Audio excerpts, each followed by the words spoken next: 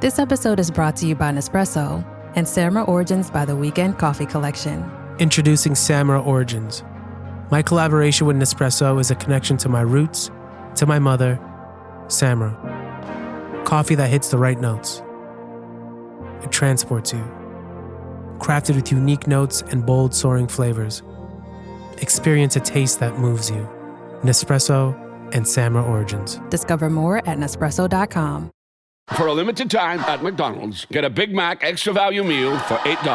That means 2 all-beef patties, special sauce, lettuce, cheese, pickles, onions on a sesame seed bun, and medium fries, and a drink. We may need to change that jingle. Prices and participation may vary. It was a tough weekend for the URC sides in Europe, but it's finally over and we're back to proper rugby coming up this weekend. We're going to review the first block of the European Cups, both of them, and look ahead to the festive derbies. Let's start the show.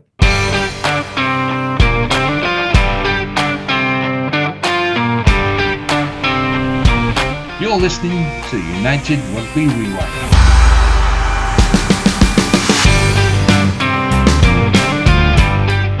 Good evening, welcome back everybody. I'm joined by the Rugby ABC, Alan, Ben and Caelan. Good evening, gents. Good evening, guys. First of all, before we actually get into talking about how everyone got on, has everyone been enjoying Europe for these 2 weekends? No, definitely not. Ambivalent at best, I think. I think ambivalent is a great word. I like Europe, and I've been a defender of Europe at times because that's what I was reared off of. This, the Sky Sports winter afternoons, like it was fun. But now it's just at the stage where I'm like it's so hard. Like you're about halfway through, say, this weekend, and you're like, well, I can kind of tell that like we know who the top 4 is going to be in terms of who's going to top the 4 pools. It's going to be Leinster, Bordeaux or Toulouse, La Rochelle or Leinster, and then probably Northampton. It's like, yeah, I'm kind of getting a bit sick of this now. So it's a drawn out effect, but we had some cracking games, and that'll have to be discussed. Like the Glasgow game was unreal, the Benetton game was really, really good, but it's just like, oh no. Yeah. Alan, obviously you're the newest of the group. We're all steeped in European history. We're brought up to believe that Europe is the top of everything. Is it fair to say that it's really struggling to catch on in South Africa? Obviously, I can't speak for anyone back in South Africa, but judging by the crowds who attend the games, apart from Pretoria, and just the general consensus, I think it's a little bit difficult to get your head around at times. I think, I wouldn't go back to South Africa for a week for a holiday. It's still too much travel and effort to do that. So going back there to play a rugby match and then flying back, or coming down to play a game in France or England or all that kind of stuff, it's going to take a lot of getting used to. I think the European teams have adapted a lot better to play this kind of rugby and to play in those conditions. I think the South African teams don't have the squads to genuinely compete in most of them. But I suppose the most disappointing thing is that is the amount that they're losing by. These are second string teams, and it's almost like you're almost resigned to the fact that your team is going to lose. And I mean, it's one thing to, when the Stormers are playing, for example, it's like they're taking 3 points and going for drop kicks in the first half. You're like, it's going to be tough to win these games like that. And I think I said in the previous week, and I got a little bit of flack for it, I said, South African teams struggle to finish off teams. And that's even, that gets, amplified when you're not leading, and you'll get to the last 20 minutes of any of these games and you're leaking 20, 25, 30 points in like a 30-minute period. So something has to be done. And personally, from my point of view, I know this isn't going to happen. I would just leave the South African teams out of it and let them have the 2-week rest periods every now and again to help acclimatise to the games and just prepare for the next weeks, because it is a lot of rugby if you include the Currie Cup as well. So yeah, that's my personal opinion. That's the nuance behind it, and everyone's got a different opinion on it. And if the South Africans are currently paying to play in these tournaments, so they've obviously decided they want to be in it, and they've got a right to be. No one says they don't have a right to be. But the nuance in there is that the South Africans are coming in off Currie Cup, Rugby Championship, and then URC, and then into this, which the Northern Hemisphere nations don't have. They just don't have them. So, Ben, you said ambivalence. Like I said, this is supposed to be rugby's Champions League, right? Which is the biggest thing in football. And it used to be, as Kaylin said earlier, like Mhm. we were raised on it. It was supposed to be the big thing, and there are some clubs, URC clubs, who put Europe above all else. So, but it really does feel like in the last 2 or 3 years, people have just really disengaged with it. I think you're right. I think the box of clubs that are putting European competition above that in the domestic is shrinking. And I felt this weekend in particular, there were a lot of lopsided results. I think apart from maybe a couple of games, Glasgow, Toulon and Benetton, everything. I mean, look at Toulouse Exeter tonight. It was just an embarrassment. I think I watched the like second half of that, and Toulouse were just running through the gears. They did send a strong team over, but it was very, very easy for them. So yeah, I just feel a bit nonplussed and ambivalent is definitely the word, the feeling I've had all weekend and certainly last weekend. It's nice to see Edinburgh win, but Bayonne didn't really send that much of a side on Friday night, and it was a bit of a walkover. Um, whether the I don't know. I think the South African teams do need to be in it because otherwise it would make the administration of the URC really difficult because well, the clubs have got to play for something if they're not going to be playing for top four or top eight. There needs to be that carrot dangled of European competition, but there needs to be another look at the format because, well, you look at the Heineken, the Champions Cup. 4 of those 6 teams go through to a round of 16. Do we get rid of the round of 16? Just go straight through to a quarter final?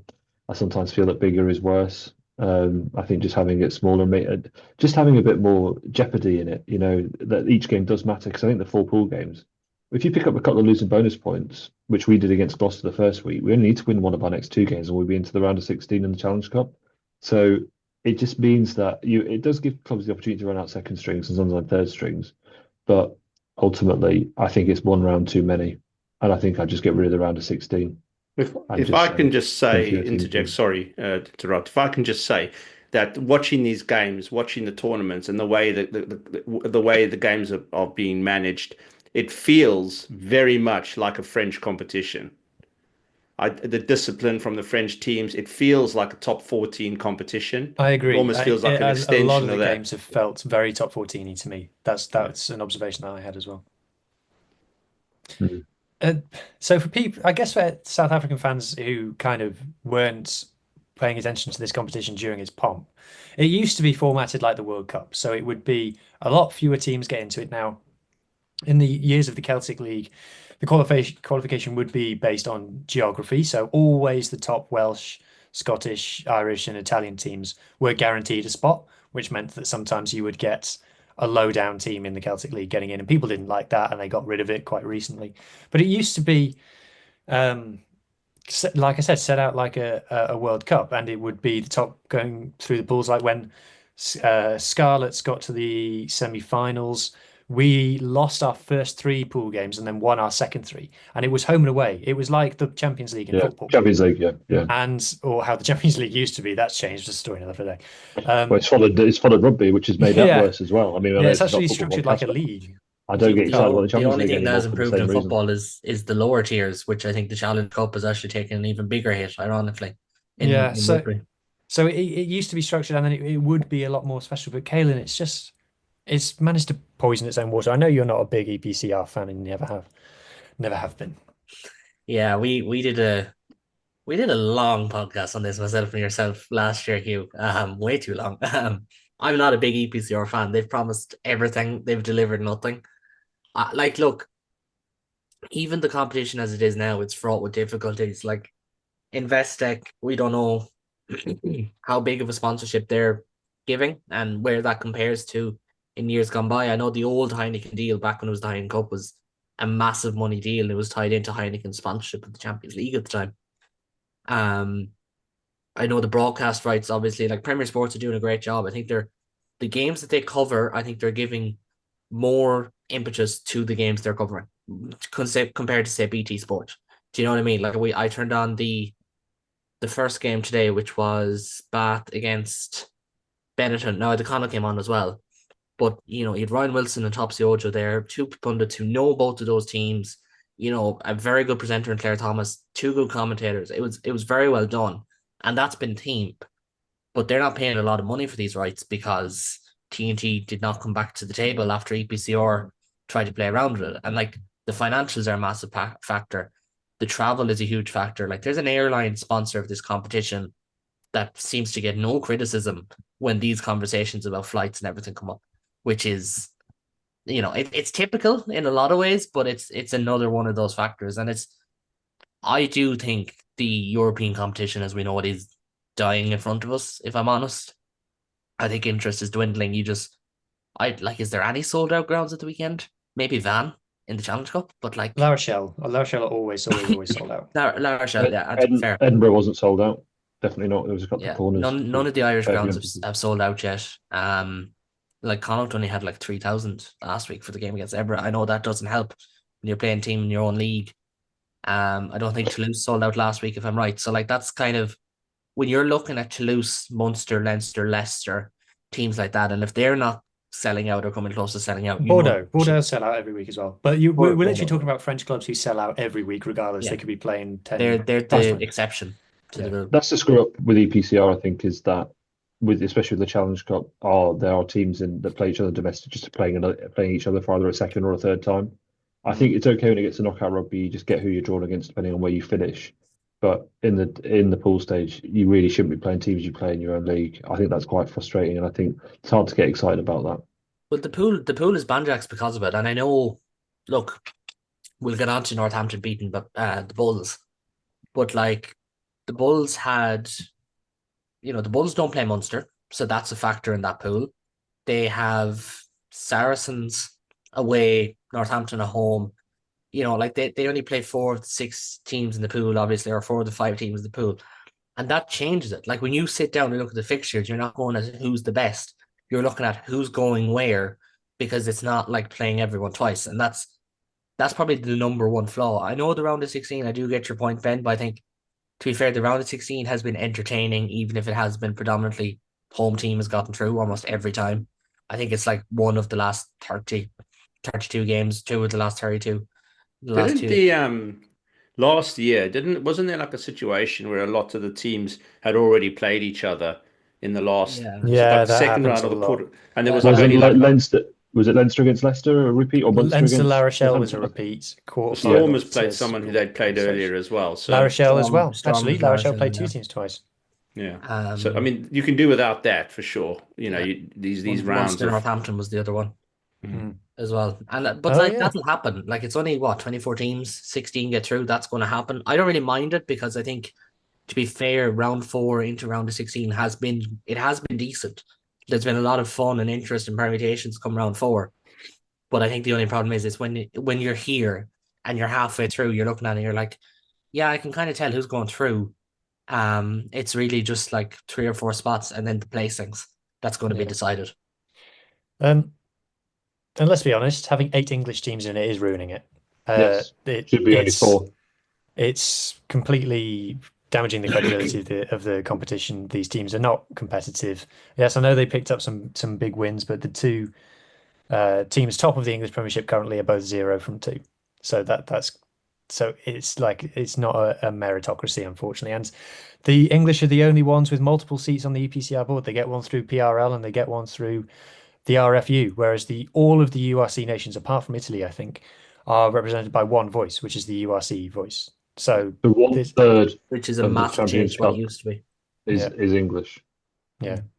That doesn't sit well with me at all. Yeah. So South Africa goes into. Do we get a voice? How does it work with South African then? Just currently you don't, because you're not stakeholders. Yeah. Next year, at the you end of become this season, stakeholders. because a lot of South Africans won't understand this as well. So, mate, if we could just have a quick rundown, you guys understand this stuff better than me. So hang on. Let me. The way it used to be was basically the English, the French, the Irish, the Welsh, the Scottish had it wasn't exactly equal, but a fairly equal representation on the board.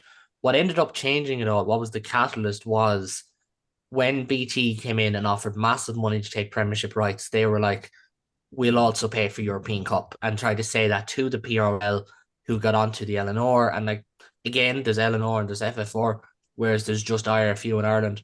And that kind of caused this winds of change. Whereas now it's very much, it's URC, Prem, RFU, LNR, and it's very much focused towards who caused the division towards EPCR. It is focused towards England and France. Wouldn't that be right, Hugh? Yeah, yeah, absolutely. So at the moment, the board of directors, according to Wikipedia, which I believe is this particular one is up to date. So England are represented, like I said, through the RFU and through Premiership Rugby Limited. France are represented through LNR, which is the governing body that runs the top 14 and the Pro D2. Italy are represented through the FIR, which is their union. And Ireland, Italy, Scotland, South Africa, and Wales are all represented through one single United Rugby Championship board member. Which is ridiculous. The Yeah. power struggle. Well, no, it's not the power struggle. There's the lack of power. Well, I think it was a power struggle originally. I think that was the big issue. I think the issue was the English clubs felt like they did not have enough power over this competition. And famously as well, if you want to go back far enough, in 1999, the English clubs pulled out of Europe for the season. The year that Ulster won it, it was basically an Irish, Welsh. I don't even know if all Welsh teams were in it. I think only half the Welsh teams were in it. Irish, Welsh, French, in it that year. So like it's always been about power. It's always been a power struggle. And I think that's why I laugh so much when you do read these articles or the podcast headlines or whatever, and it's English people looking at South Africa or they're looking at Premier Sports or whatever, and it's like the reason we are here is not because of the French, and it's not well, it's partly because of the French, in fairness, because the French rugby was very different 10 years ago to where it is now. But it's not because of the Irish, the Scottish, the Italians, the Welsh, because of the English and French. But there has been no real coverage of that, I feel like, in recent years. It's always just been what's the problem, that why are we here, and never what happened 10 years ago to get us to this point. To provoke it, yeah. Yeah, I have to going back just on Premier Sport, and Kevin, you mentioned the job they've been doing. I have been a little bit disappointed at times with how much they've just gone given like different colored microphones to TNT, and it is just TNT's like hyper English focused coverage. And I feel like when you've got an existing customer base that is predominantly URC fans and top 14 fans, there's been no promotion of the top 14 through Premier Sports And they broadcast own it coverage. because they buy it from Canal Plus, don't they? So they have And they influence on it. broadcast it. So and like TNT would never do that. TNT would promote like I don't know, two drunks fighting over a pound note if they were televising it. Also, they used to advertise Tyson NASCAR, Fury which against is basically Usyk the next same thing. weekend. Fury Usyk next weekend, isn't it? Oh yeah. But yes, so that's disappointing. And it also has been like they got all the pundits, and the thing about TNT's coverage is that their like pundit panel is made up of Welsh and Irish pundits predominantly. And like having them coming in, they're in the habit of just covering the English teams. So they've come in and they've been like, oh yeah, they're the Welsh and Irish voices, but they're still covering England and they're still talking about England. So I've been a little bit disappointed with how much, and I understand because obviously it's a huge opportunity for Premier Sports to increase their subscribership. So I understand it from a business point of view, but I would have liked a bit more of an acknowledgement of existing customers, to be honest. They've So done yeah. a good job in terms of how they assembled the panel. That was kind of more my point. Like opening night, they had Ryan Wilson, they had Simon Zebo, they had Lawrence Delalio, they had a commentator who does a podcast with Jim Hamilton, and they had someone else on the first game. At the weekend, they had like Rob Kearney and Lawrence Delalio doing La Rochelle.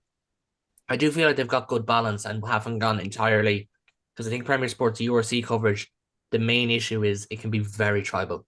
It can be very much it's a Friday night game. Who can we get there on a Friday, and go from there? I think there's been a lot more planning here, and I think it's been good. But as you said, they have had to look at it and go, well, we were a lot cheaper than TNT Sports in the UK. Let's try and position ourselves to rugby fans and push it. And to be fair, I think the likes of Topsy Ojo has been really good. I've really enjoyed Matt Banahan this weekend. He did 2 of the games, and I really enjoyed his insights. The La Rochelle game. Was he doing La Rochelle? I I only seen the second half of that, you see, so can't remember. he did the Bath game today, so that was more recent to me. And like to be fair, they've also here in Ireland they have shown both of Connacht's games over Champions Cup games, which look, I'd prefer if there was an arrangement with maybe TG Cahir, a national broadcaster here, and just sublease it or whatever. But the fact that they're doing that, I think, is a good thing because we only have 4 teams. Premier Sports has a separate division in Ireland. They are based out of Ireland. Ryan Nugent is their CEO. I have liked the fact that they have done that, but maybe I'm just a bit biased, but I have enjoyed it so far. I would like to think that once South Africans get a part of this deal, come into the fold, so to speak, that we will have a better say on a bit more of a say as to like the people who can commentate and have a bit more. The people who, you know Yeah. what I mean, the people who are commentating on the games and stuff like that. Because there's not many South Africans, and I understand. That part is very annoying, I must say. It's you only hear South Africans when it's a game in South Africa being Yeah. simulcasted or whatever the word is. Yeah, and then you've got Mm. like the guy, the Macfield or Skulkberg or whoever it is. So I would like to think, but I think going forward, knowing that we're going to be part of the European fold and stuff, because you hear people like Skulkberg and Bucky's Buerta talking about it and how awesome the history is, and Brian Habana, because they've played in it. And they've, some of them have obviously won it and stuff like. So they talk very, very highly of it. But to engage a South African public, you need to really push the product to them. And while they are getting on board with the URC, I think the numbers are constantly going up with attendances and people going to games and that kind of thing. Your big draws that you would want to be playing in these games are not playing in this for the South African teams, and they're not there. And if you want to draw, if you really want to get the South African public engaged, you need to be playing the people like. And I understand it's difficult. People like Ian Etzebeth, you need to be playing your big names, and that will get people more engaged. It's all good going to like a game on like a Friday night to support your local team, but you're getting thumped by 50, 60 points. They just won't go again. Mhm. You know. Let's get into talking about some of the action then. So we're not going to do a review of each game. We're going to just look back, per nation on what's happened so far. So if we start with the South Africans, which feels like the biggest narrative is Stormers 0 for 2, Bulls 0 for 2, which is a big surprise. Sharks 1 and Lions 1. So let's start with the Bulls then, because there's Bulls fans are starting to have getting a bit frustrating now. Now, if you look at Bulls' results, they've lost one URC game, which is against the Scarlets, and they've lost both European Cup games against Saracens and Northampton, and they'll hate that because if they'd have beaten those English teams, then that's a statement. So, Alan, all is not well in Pretoria. I think they're losing patience with Jake White, I'm sure. I'm sure they'll be losing patience with him, which it's quite funny, really, because he does have pedigree when it comes to coaching tournament teams like this. He's coached in France. He's obviously coached in Australia, so he knows what he's doing. I think the Bulls shouldn't have lost that game. I think there was a higher expectation on them. There were a lot of fans at the game, and they had their opportunities. But it comes back to this whole thing about adapting to what's in front of you. And finishing off your chances. And if you get to the last 20 minutes of the game, they look completely out on their feet, apart from Cameron Honeycomb, who got man of the match, I think. So it's there, but some of the decision making by some of the players at certain times, some of the handling, really, really bad. And Jake White will not be happy with that. But I think they are starting to look around the fans at the Bulls, and they're starting to look what other coaches can we look at, because they are definitely losing patience with Jake White, I think. I'm not a Bulls fan. I'm just going on what you see on the social media and that kind of thing, because rugby fans can be a bit abrasive at times, but I do feel like there's a degree. I mean, I think Johan Goosen is taking a bit of a battering as well. I don't think he's necessarily covered himself in glory over the last couple of months. So, very, very short fuses, not much patience in Pretoria when it comes to their rugby. Yeah, you can understand that, but one guy who's even that but times 10 is John Dobson. Goodness me, it's not going well for the Stormers. I'm sorry for laughing. I love the Stormers. I appreciate that I laughed just then. I love the Stormers. Check all my back catalogue. I've got a Western Province jersey. I love the Stormers. So that's the reason why I get so worked up about them when they're doing badly. But Alan, they're doing badly. They are doing so badly. And the thing is, I think I said in the chat about a week ago, I said I'm a bit worried about going forward with, it's like almost as if it's come to fruition now. That Marnie Libok injury, as I watched him lying on the ground there, that's a bad injury to pick up. And we've had this conversation, and I know there's people that have commented on previous videos about me criticizing the Stormers. I think I've been pretty fair on all of the teams, but the game plan that the Stormers are using at the moment, There's a I plan. understand they've got a second string team, and I saw a bit more of a game plan yesterday, but that injury to Mani Libbok and you're losing games in Cape Town like that is all off the back of a game plan. I know they've got a lot of players out and they're playing second stringers and a lot of young guys, but they've got a really tough bunch of matches coming up in the URC and the Heineken Cup, sorry, the Heineken Cup, the Champions Cup. So it's going to be difficult for them, but they are, it's all red alert. The only plus I would guess would be that they're playing, I think, 3 of the 4 Welsh teams in the last couple of weeks of the URC. So you'd like to think they can maybe try and get up the table and not finish rock bottom. Yes. It's kind of taken the heat off John Plumtree at the moment. He was the one who was under pressure last season, and now he's just sat at home thinking, at least people are more mad at Jake White and John Thompson than they are at me for a change. Yeah, But I even think so. I mean, they yeah, got tonked by Leicester just now. Won their yeah. first game obviously comfortably against Exeter. But I put it in the group chat. It's kind of they do kind of when the Sharks play their first team, it is kind of we'll just turn up and win. We don't like there doesn't seem to be much. Sia Khaleesi's playing well. That's what we can say about the Sharks at the moment. Yeah. I mean, the Sharks are an awesome team to watch when it's clicking, and they obviously won the Challenge Cup last season, which put everyone on red alert for them. I think the fans were all hoping that they were going to take it up a level, but they don't have the luxury of doing that because you've got a team full of Springboks. They need to be rested. I don't know the exact amount of games that they're mandated to play every year and the amount of rest weeks that they're supposed to get. But Russie is quite strict with that kind of stuff. So it's obviously been decided beforehand who's going to play what games and how they're going to go about it. But there's too many Springboks missing to make a genuine impact on, you win a game and then you lose the next one by that amount of points. It's, one step forward, 2 steps back when it comes to the SA teams, unfortunately. Yeah. So, but the Lions got a win this weekend, having lost their first game out in. I was about to say Swansea, wasn't it? Swansea was in Llanelli. Yeah. But do you think the Lions could have a shot at winning the Challenge Cup?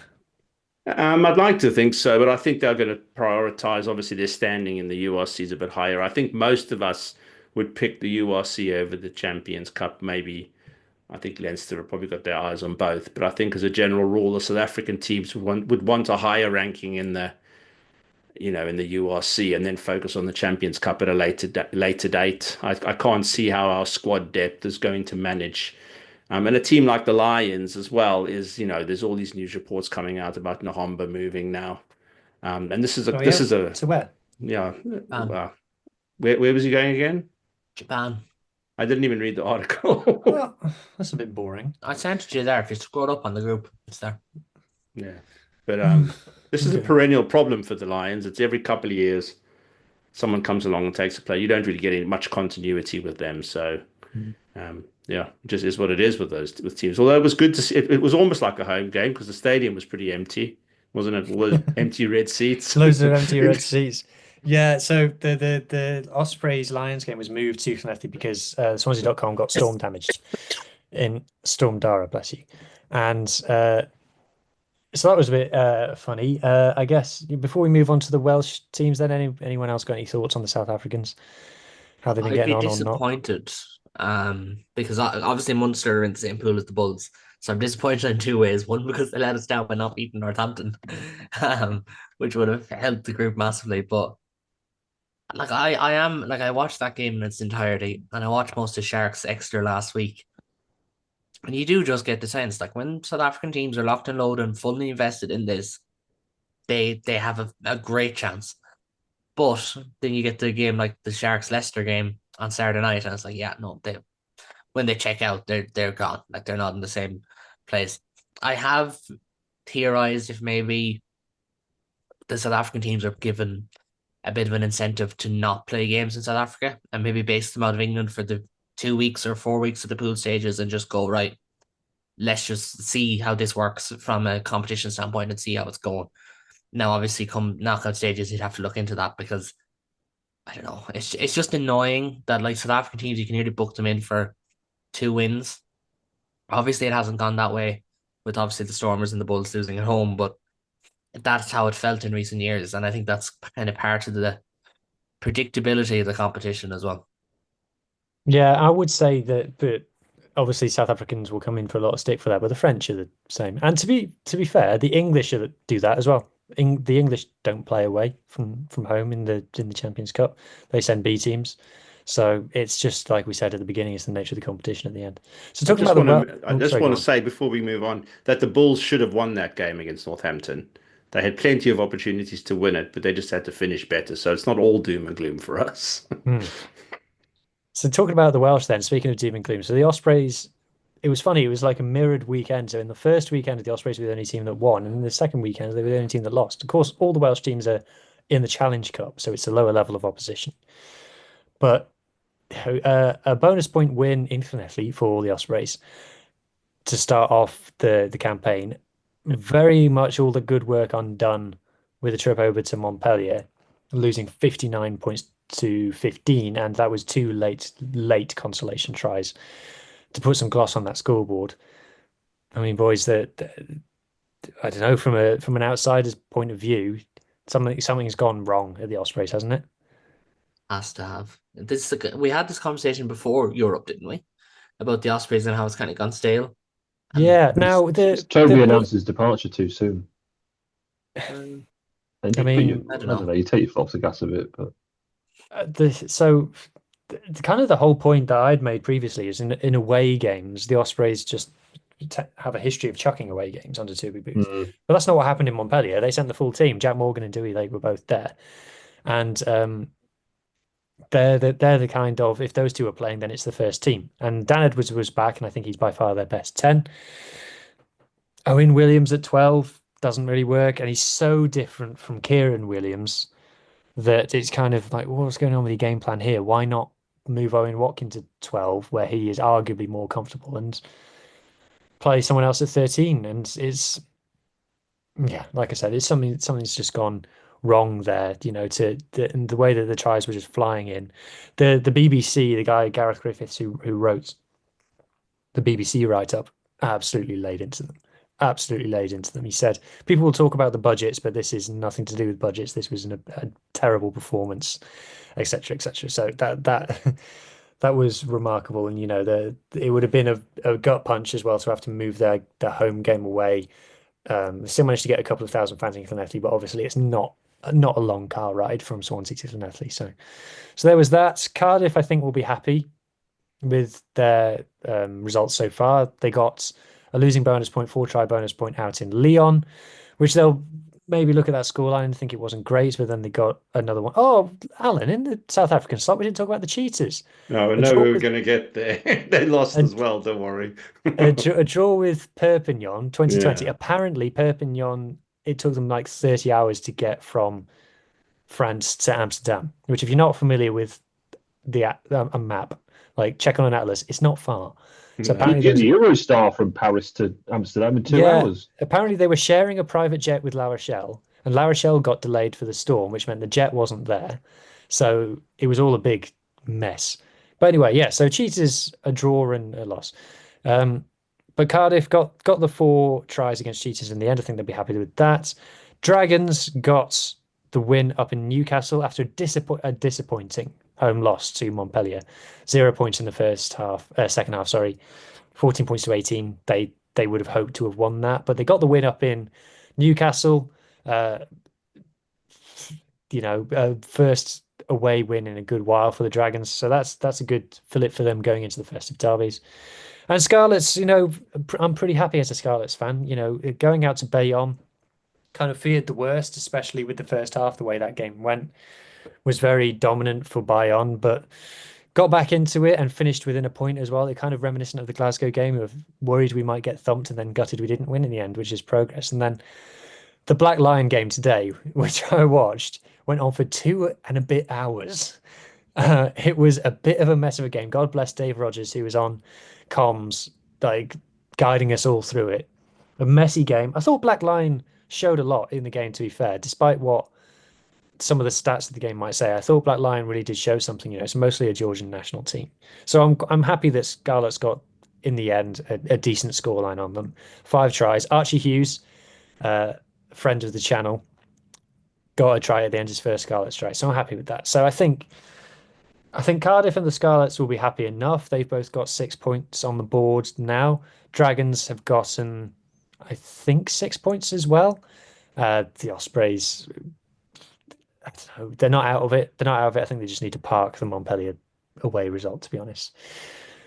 So that's the Welsh. Let's talk about the Scottish and Italians next. So let's start with Glasgow then, Ben. So a very comfortable win against a pretty meh Sale Sharks in the first weekend, followed by a moral victory in Toulon. Yeah, I'd say that's probably a good point. I think Glasgow could be quite happy with how their first two games have gone. I think against Sale, they're particularly good. George Horn's try, was unbelievable. I don't know how he's done He that. didn't even get nominated for try of the round. Absolute theft. Yeah, I thought that was that's definitely a fraudulent selection committee on that one. It was easily one of the best tries of the season, let alone the weekend. I think it was just impeccable. Yeah, I'm done. And then getting that result away in Toulon today, I think was pretty good. Johnny Matthews ensuring they get the 2 bonus points with that very, very late try. That's very yeah, I think Glasgow. That's very Glasgow. It's like what their away trip to the Sharks as well. Kind of same thing. Yeah, indeed. And I think Glasgow have definitely, kind of been picked by quite a few pundits as a one of the shouts for the Champions Cup this season. And I think, yeah, with those two opening games, they can be pretty happy. And the Berg, I know. Yeah. I'm told it wasn't a great game down in Gloucester round one. No, it wasn't. That was on the Friday. Yeah, we've had 2 Friday night games. Gloucester, the first game. I knew we would be sending a bit of a second string.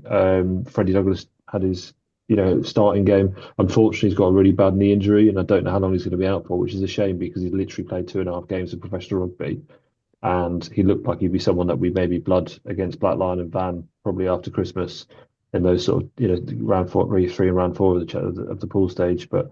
Yeah, the main thing about coming to Gloucester is we could have won that game, and I think if we'd wanted to win that game, we would have sent down a stronger side. But I think after the Autumn Test, it was really important for people like Doohan and Darcy to get a rest, Jamie Ritchie, etc. And then, to come away with a bonus point within 3 points. I think was it 15-13, 15-12? I can't remember top man. You've done us a couple of favours by Tonkin Bayonne and limiting Gloucester. You've helped the Scarlets as well. Yeah, and obviously we don't play each other, so we obviously get because we don't play each other. No one's we are all winners in that respect, aren't we? The Bayonne game was pretty good, 8 tries. We absolutely dominated from start to finish.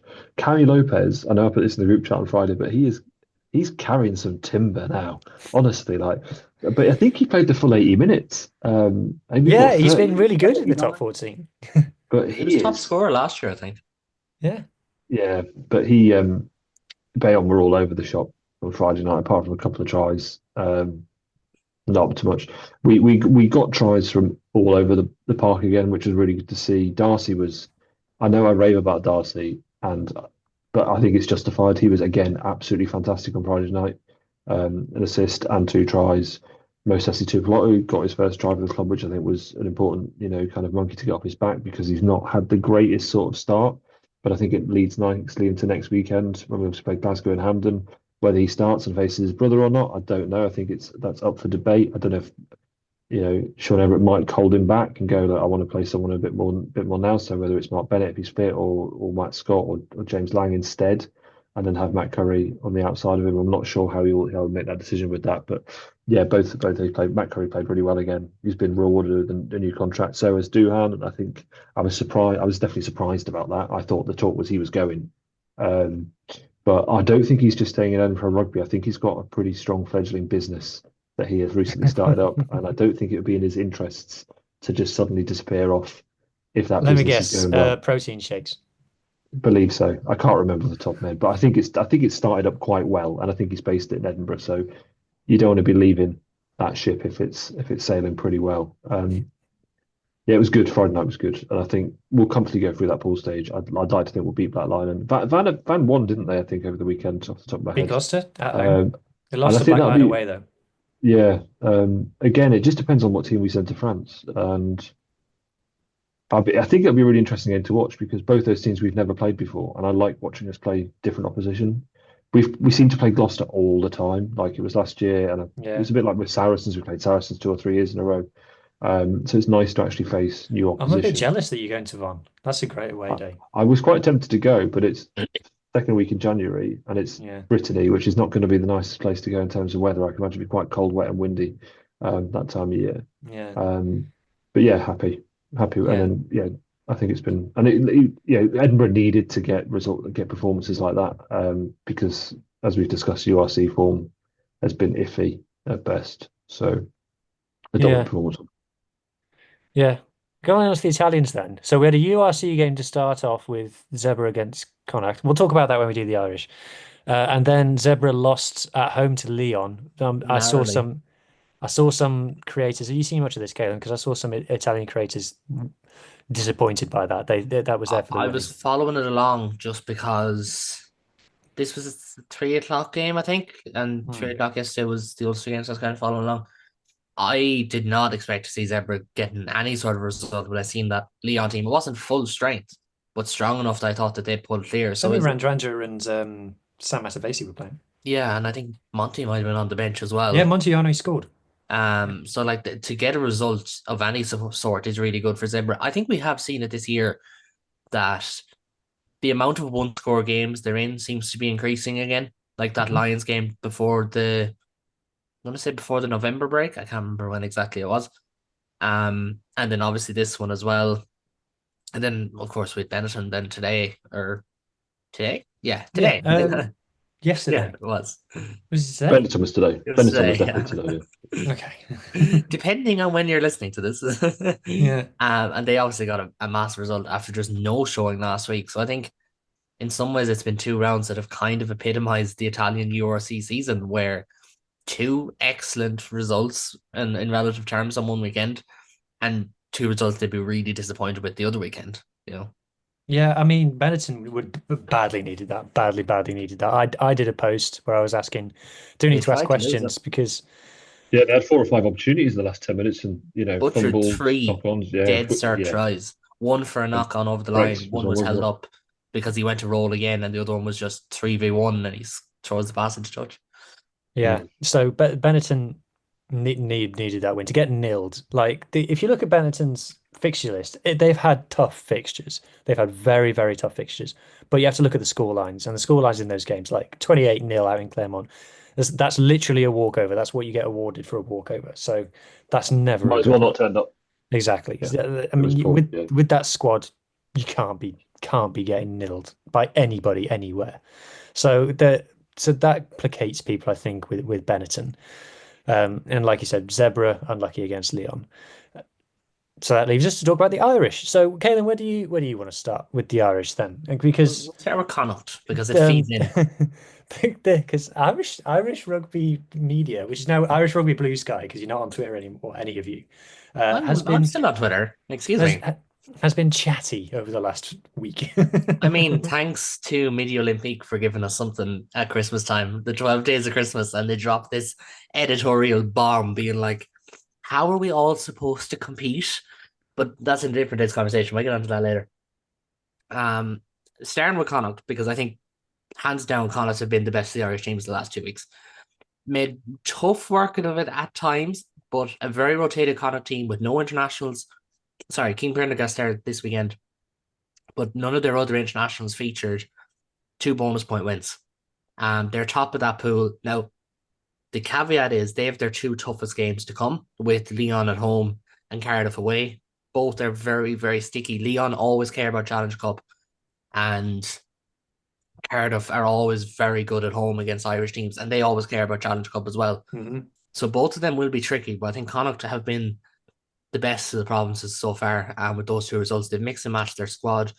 Che Mullins, who was an Olympian during the summer, got his first Connacht cap last weekend, scored a hat-trick, started again this weekend and scored another try, which is really cool to see. One of 2 Irish Olympians to make their provincial debuts this weekend. We'll go on to that in a minute with Zach Ward of Ulster. But yeah, Connacht's definitely the best of the Irish so far. I think it's fair to say. Yes, it's Challenge Cup. Yes, they haven't really faced the 2 most difficult teams in Perpignan and Zebra, but 10 points from 10, and that's the metric that matters. And a bonus point away win in France is not to be sniffed at by anyone. No, absolutely not. Definitely. So Ulster then next. They had a tough old start. I mean, I forgot I tweeted this before, but right before the European Cup started, I went into the top 14 table. They always post that graphic on Instagram every Sunday night, Yeah. and it's like 1 Toulouse, 2 Bordeaux, and I was like, oh, that's fitting because that's literally Ulster's next 2 games in that order. Yeah.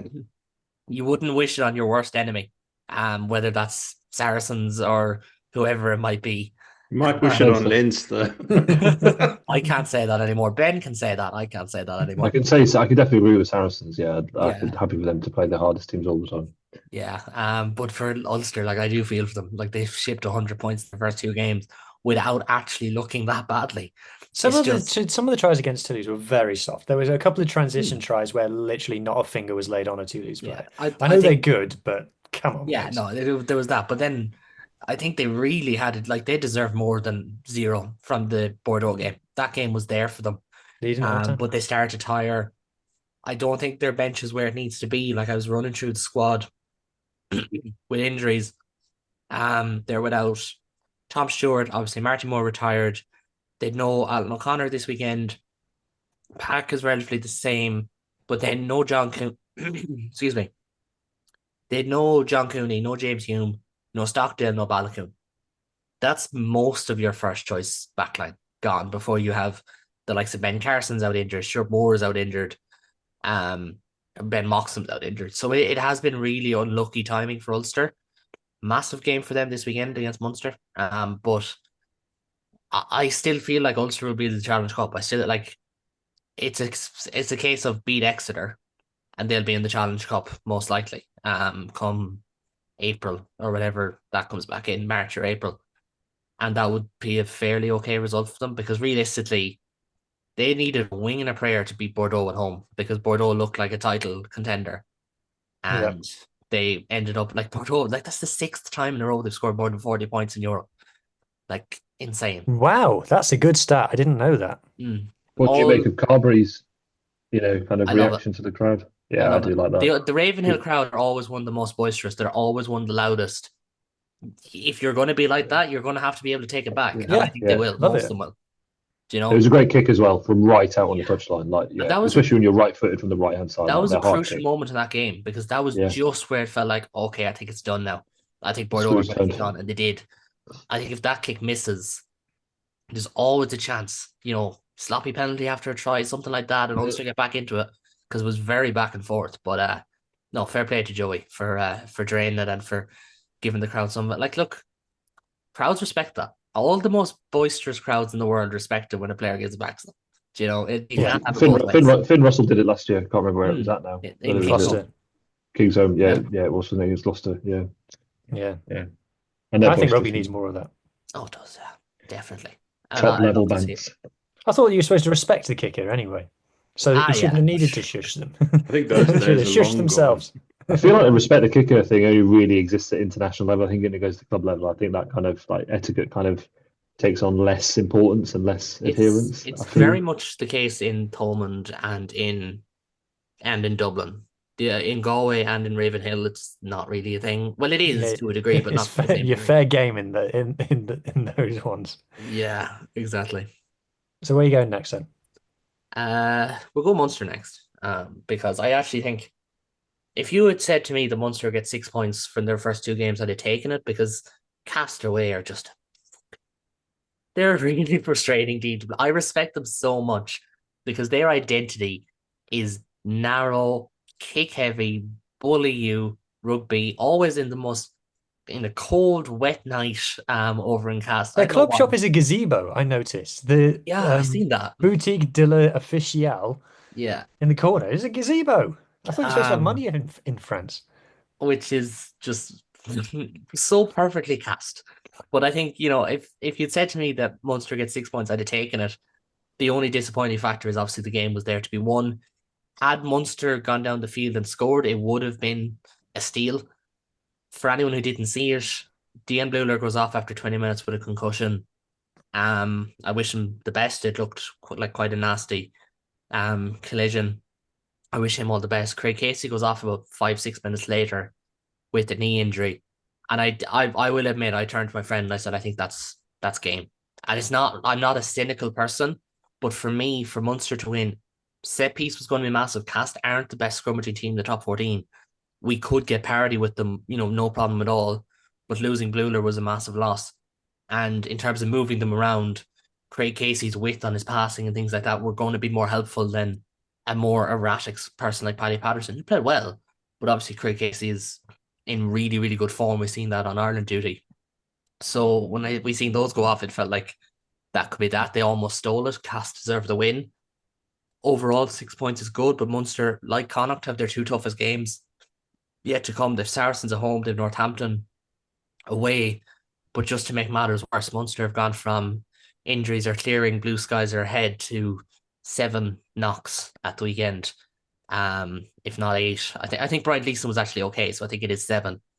So you could be looking at quite a few lads missing even by the time Europe was back around, and that's the frustration, because that's what kind of happened to Munster last year.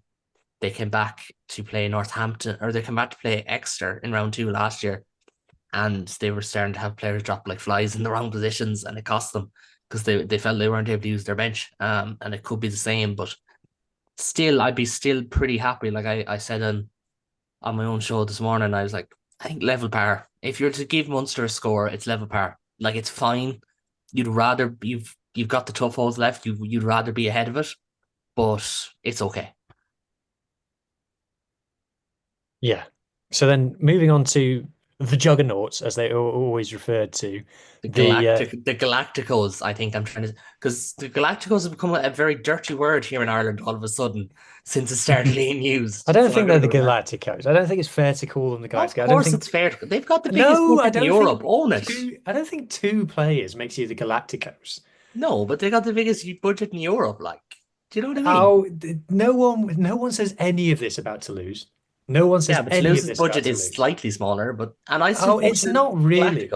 Toulouse spend 47 million euros a season, not all on salaries, but they still 47 million. Yes. But the difference is, in Ireland, if you look into the books, you think, oh my God, we're not on the same level. The only funding that's in the RFU budgets is what the provincial does, because in Ireland, you don't have to disclose every layer. It's not like the UK, where everything has to be visible on a certain date, every book, every whatever. Anyways, that's a boring conversation that we're not going to get into. It's just fun, right? It's fun to talk about these things every once in a while. Europe has been dull. Let's wind people up. Like, let's just say Antoine Dumont's the best player in the world, because he fucking is at the moment. And Leinster, the Galacticos, and I don't know, Louis Bielbiari is one of the most exciting players in the world. There we go. Clip that. But Leinster, disappointing at the same. Like, don't get me wrong. Like, they've got 9 points, but like, beating Bristol. Wasn't great, was it? Beating Bristol by only playing for 40 minutes is not exactly Leinster of old. How often have we seen Leinster in recent years? And I think I said it. I may have said it the last time that we were on, that like, they'd go into games like that and they'd have a 1 at halftime and they'd win by 45 points. Whereas that game, they didn't get going until their bench came on. And then the Clermont game was just a big shock, because I don't think anyone expected Clermont to come and to play as well as they did. They were excellent. I think Leinster are evolving, and they're trying to jouer more, and it didn't click in either of the games, but it's starting to make the signings of R.G. Snyman and Geordie Barrett look less like, less random. Say the word. Yeah. No, I was going to say waving year something around, but I'm not going to say that. You can still say that. That's still true. It's looking less just like doing that and more like, oh no, we actually did this for a reason.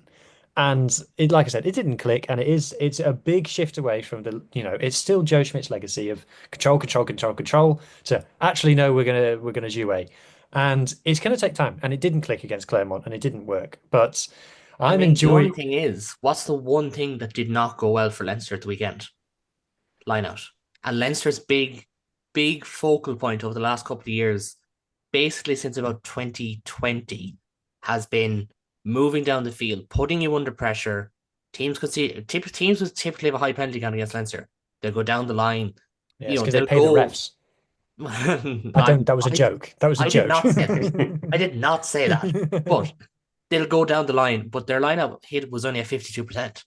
I think that's a massive reason. I don't think Leinster's attacking brand is necessarily, like I said it myself, I think since Stuart Lancaster has left, Leinster's phase play attack has decreased massively. Yeah, Like, but have you massively. seen Racing's phase play attack? I'm not saying anything about Racing. We're not here. This is not the Parlez-Vous whatever show. I don't know what it's called. Sorry, Hugh. Parlez-vous? Something like that. I don't know. It's Hugh's Parlez-vous English? French. It's Hugh's French Who? page. But anyways, I think Leinster have regressed in attack. But I think what we've seen from Geordie Barrett, more so against Bristol, is I think if Leinster are to get their attack flowing, it's going to be Barrett 12, Henshaw 13, and Ringrose in the wing. I think that's where I it think it is. looked good. Because I feel like Henshaw's best rugby in the last couple of years has been from 13. We've seen it in the autumn. He's playing really, really well at the moment. Contract year as well, but he's playing really, really well at the moment. Ringrose also in a contract year, played really well yesterday. Barrett at 15 is fine, but I feel like if you want to get all the best pieces on the pitch at the time, I think it's Barrett 12, Henshaw 13, Ringrose on the wing. And yes, Ringrose isn't a recognised winger, but in a Niederbar defensive system, It worked. it'll work. Do you know what I mean? It's funny how playing a player where he played for the All Blacks in a World Cup final seems to work really well. Well, they didn't win the final, so No, exactly. I was about to say it didn't seem to They work. nearly- very well they there. They're nearly more of did, Leinster though. for the last few years either, haven't they? So, if he had kicked it, they would have. So yeah. maybe Leinster But- should find Sean Klein. He was important in holding up that maul that won South Africa. they that can't. World He's Cup. injured. Knock So Is that game back again where you trying to get me to fuck off? Is that it? so I have made my personality the guy who enjoys Geordie Barrett at Leinster. That's who I am now, and he's fucking amazing. He's He's so he's good. unbelievable. Like people will get the impression of me that I don't rate Geordie Barrett or things like that for what I'm going to say in the next few months. I think Geordie Barrett is a baller. I love Geordie Barrett. My only issue Here's a slight segue. Is he better than his brother or not? no one is like Which He's one? better than You know. Scott. apart That's from fine. obviously Rugby Jesus over in Harlequins. Nobody is as good as Bowden Barrett in the last 10 years. No, Geordie is an unbelievable I player. didn't He realize could how massive he was until he He's stood big, next to man. Jamie Roberts, and Jamie Roberts looked like just a normal I human. think there's a He's nearly picture of the him same next to size as- RG Snyman as well. He's pretty. I didn't realize he was Yeah. quite that tall as well. he's, You know. he's huge. He's 6'5", and he's got a He's- head the size of a watermelon. He's nearly the same size as Scott. I think Scott's 6'6". Yeah, I So- think Harley looked it up for me earlier. Scott is 2 centimeters taller than him. Christ. That's He's not a just that's a like good that. family, by the way. Like, talk about, like, usually in every family of like rugby players, there's always one who's like average, but like the most average of them is probably Scott, and he's world class. That's saying something. Yeah, Well, someone said they're the rugby. Well, you got the Burgess family in the rugby in the NRL rugby league, and you've got the Barretts of rugby union, haven't you? And farmer background. Yeah, That'll be what it is. we could just claim all the Tuipulotus as well. Claim them all. Yeah, that's true. Scotland will claim them all. Excuse me, Scotland will claim them all. So I think it's fair to say that Leinster didn't click in the first 2 games, but I think they will click. Probably in the knockout phases, and then we're all in trouble. I do think that see. they will. By the time that's the thing, with this European format, is the first 2 pool games don't really matter. You can't, because it's so long, not just to the knockout stages, but to the next pool games. There's a lot of water to go into the bridge between now and then. A lot of I don't training think sessions. Leinster are getting a home semi-final this year, though. That's the only thing. I can't see them picking up the 10 points that'll probably be necessary, because I feel like from here, Bordeaux and Northampton will win out, and they're both on 10 at the moment. Like Toulouse have to go to South Africa, so more than likely they're not going to win down there. They'll probably send And out a Toulouse got to scrap go to team. South Africa. I didn't Yeah. realize. Where are They they have to going? go to the Durban in round 3, yeah. Oh, So I feel like that puts it in Bordeaux's I'm favour. excited for that. I want to see the Springboks play Toulouse. It's not going to happen though. It's going to be a world class Toulouse team, because it's still going to have like Malia and Capuzzo and Yeah. lads like that. But Yeah, it's still gonna be sends the B team out, sends Peter Arquette, Ange Capuzzo, and Juan Cruz Malia. there'll be an Entmac there, just not the one you're expecting. Yeah, yeah. But like that's again, to go back to the point I made earlier. Who plays where and when is massive. I don't think Leinster will get a home semi-final. I think that's a big factor. Now, if Leinster have to go to England for a semi-final, I don't think they'd be scared. If Leinster have to go to Bordeaux for a semi-final, or to the south of France, I think it's a different prospect. I don't think Bordeaux have got the pack to challenge. I think they're light up front. Is my view on Bordeaux. Yeah, but I've just had a little look. well, The Sharks are playing Toulouse in Durban, and then in week 4, they're traveling to Bordeaux. yeah, it's going to be literally B team down, B team back up again. They In can plane both. pool. They can share a plane. Yeah, they actually can. Well, how far is Bordeaux from Toulouse? Like 2 hours? Grand. Yeah, by South African I think standards, it might be closer than that. around the corner. Both fairly, I think, Bordeaux's on the coast. Toulouse is slightly inland, isn't it? Eastern. Carcassonne way. Yeah, slightly southeast, I think. Yeah. Yeah. So, okay, right, come on. Enough of that nonsense. Let's talk about some proper rugby. So the URC is back. We still going. So let's do predictions for the round 8. So thank God there's only 8 games to talk about and not a million like there was last episode. Share screen. So it kicks off. Now it's not everything is on the same day. Oh, I need to. What about the about post-Christmas? Ulster Friday night, the first game, isn't it? What are you saying, Munster, Caleb? Ulster.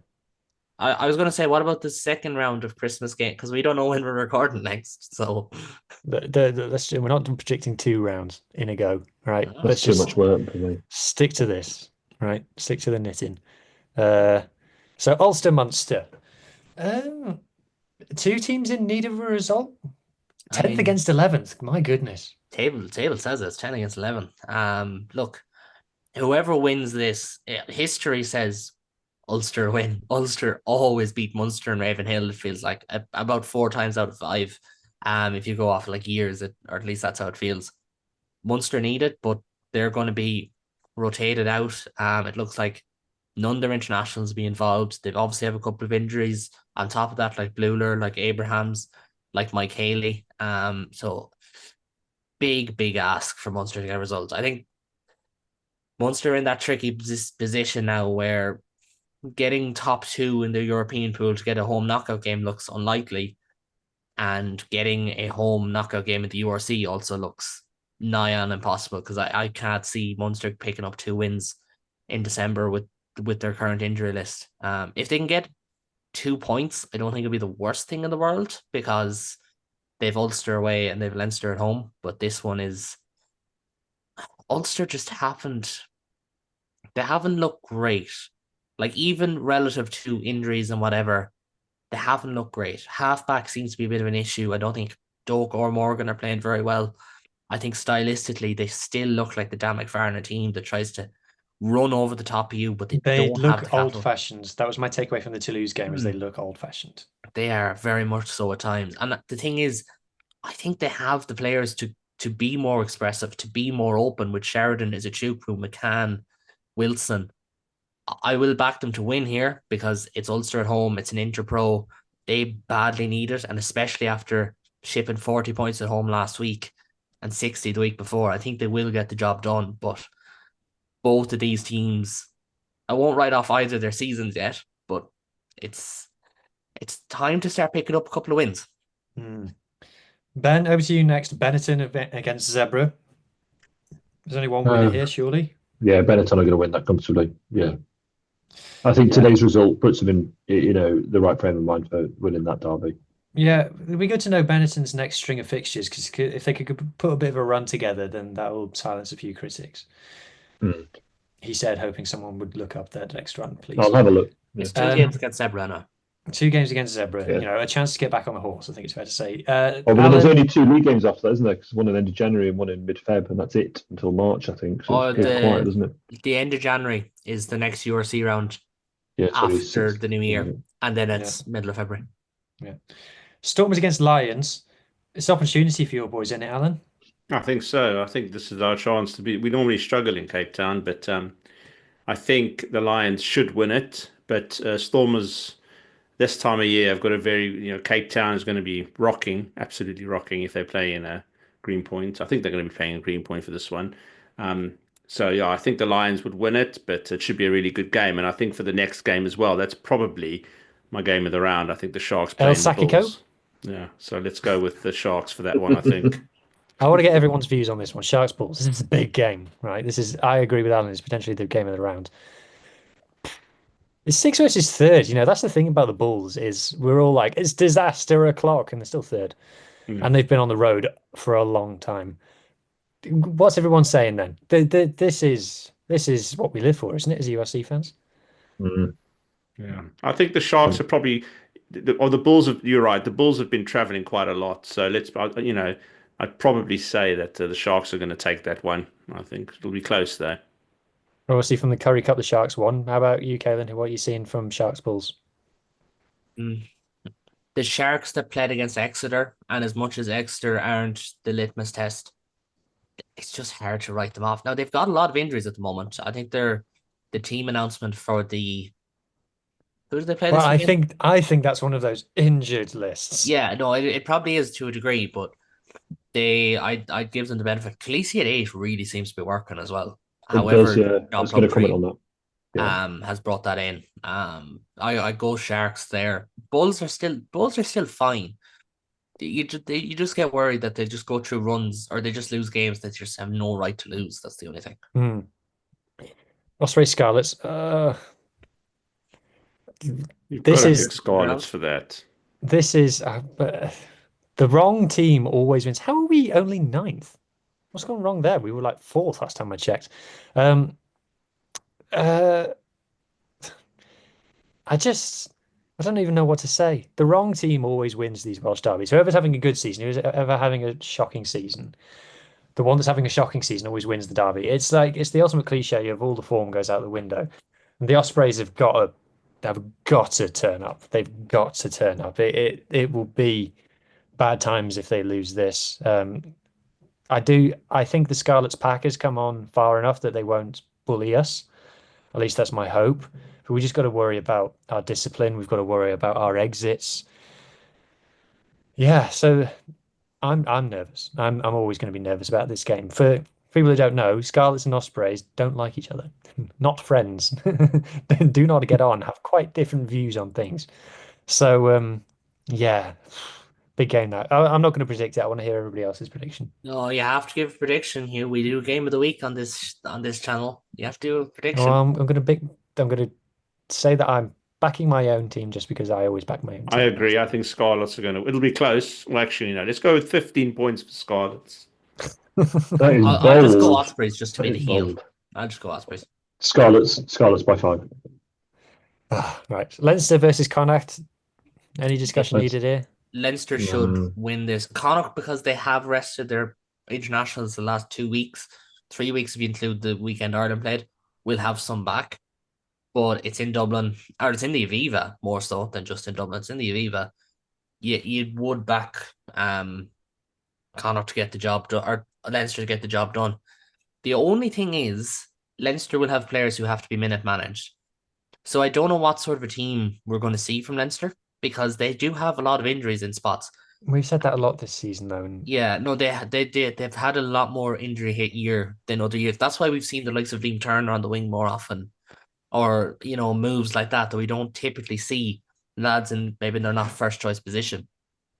We could even see maybe Harry Byrne at 12 this weekend, for instance, with Jordy Barrett back at 15 again, depending on who's fit and available. But I'd still go Leinster, because ultimately, even though Jordy Barrett against Bundy will be a lot of fun if they're up against each other, still have to go Leinster.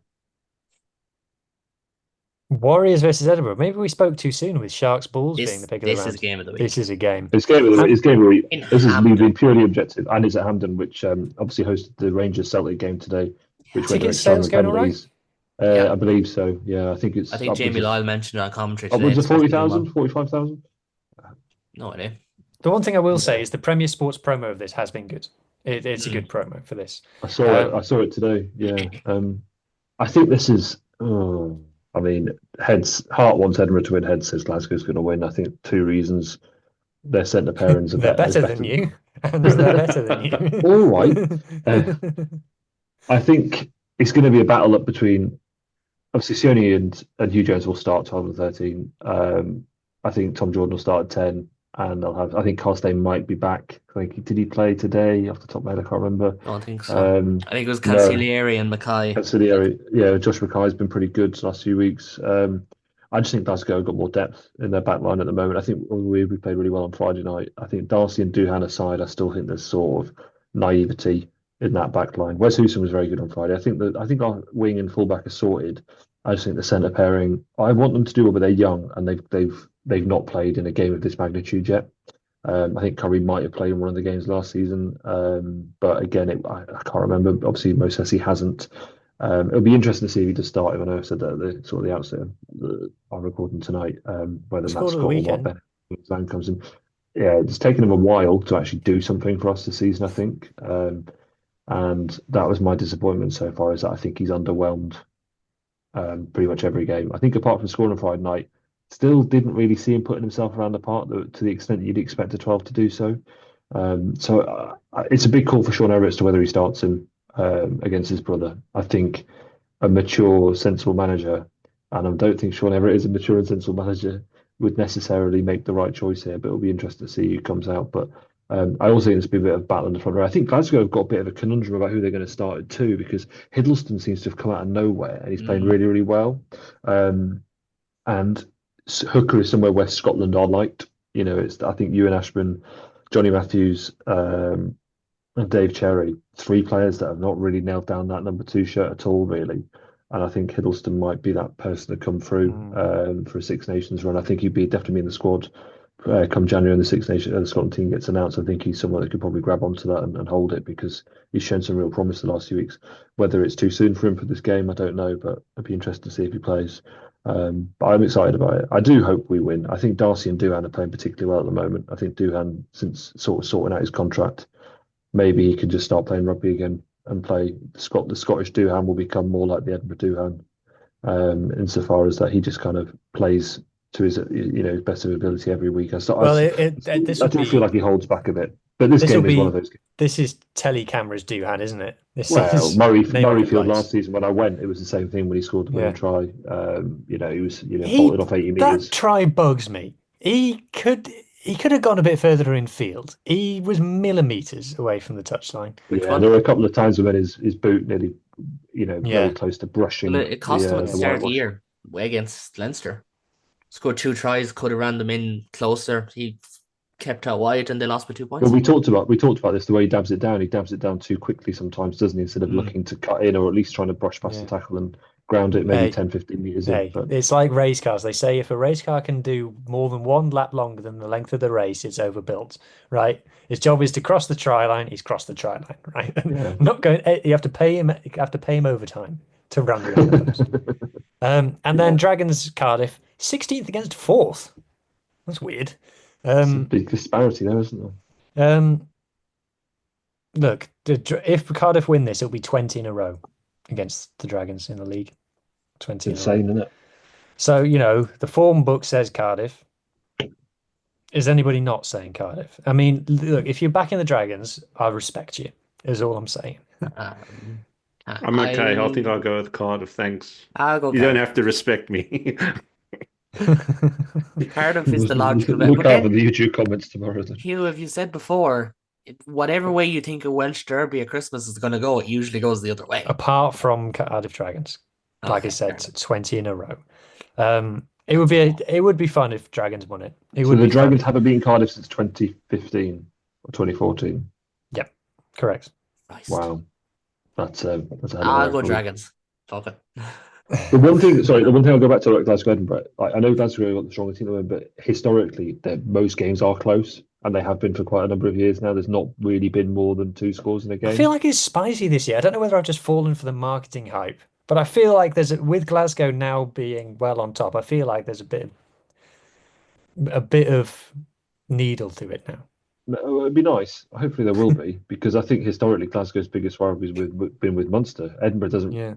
Edinburgh, we have a real rivalry with anybody? Probably not, apart from the sort of slightly manufactured one. But if it becomes more organic and natural, and if that starts, at Hampden, which would be a great place for it to start, because such a historic stadium and hosted a lot of, massive rivalries, Celtic Rangers, every year almost in cup finals, and they still managed to get up for it. Then it'd be nice to see, 3 or 4 times the amount you usually expect at Scotstoun in a stadium which has got a huge, huge level of heritage to it and goes back to 160 years ago or whatever when the stadium was built.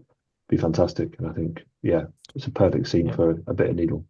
Yeah, but again, talking about the Dragons though, going back to this game, because I felt like I underspoke about them earlier.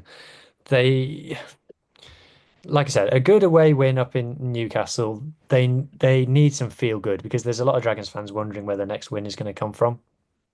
So if they could get a win here, it would be massive for them. They've obviously had a lot of upheaval with Di Flanagan being relieved of his duties, Filo Tia being promoted.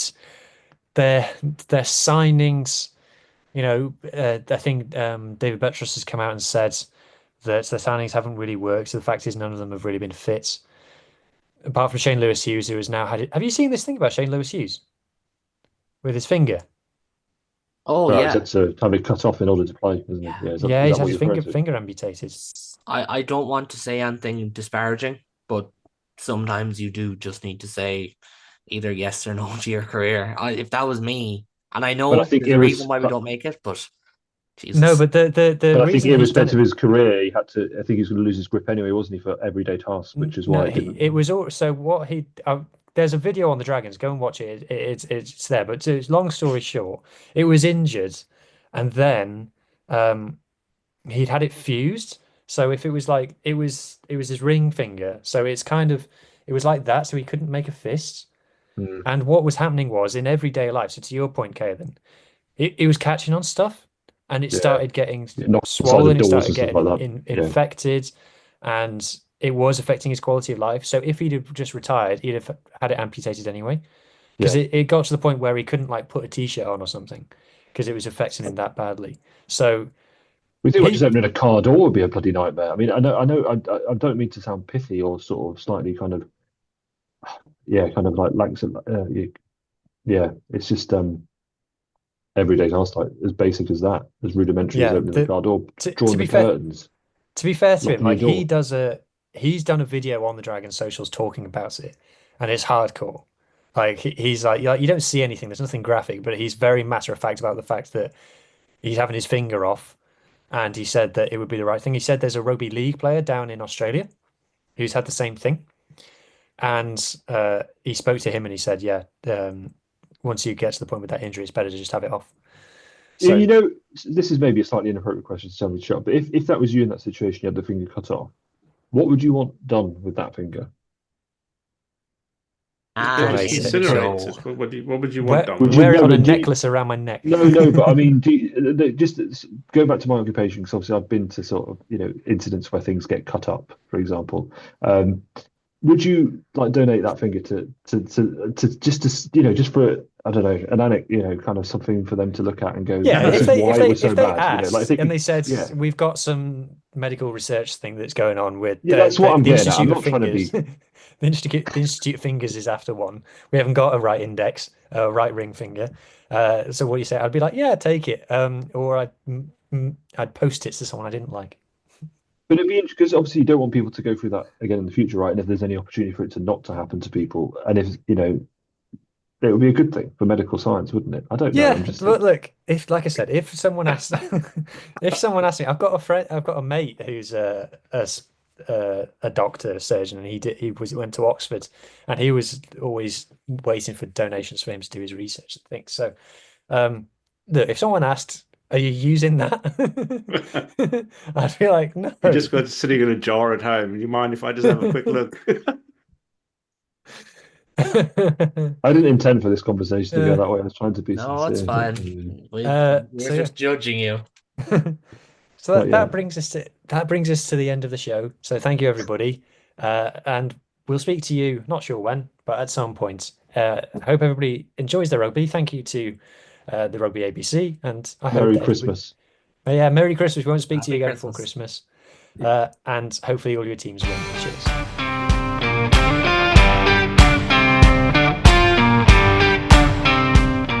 That was the United Rugby Rewind. Please rate, review and share us on socials if you can, and join us next week for more of the same. And until then, enjoy your rugby.